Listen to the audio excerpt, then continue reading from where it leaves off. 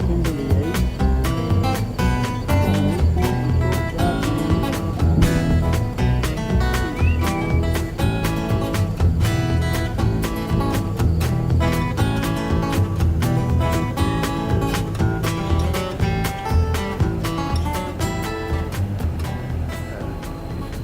We've got a 3-year-old 10-point here, Walt.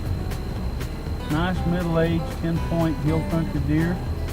Not a trophy yet, but he's got good potential. Needs a few more birthdays. Notice thin neck, tight belly. Just a nice deer.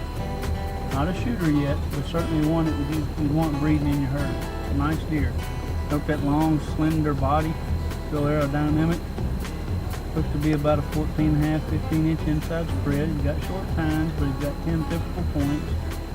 Not a big high-scoring animal, but he's certainly a decent animal, worthy of keeping.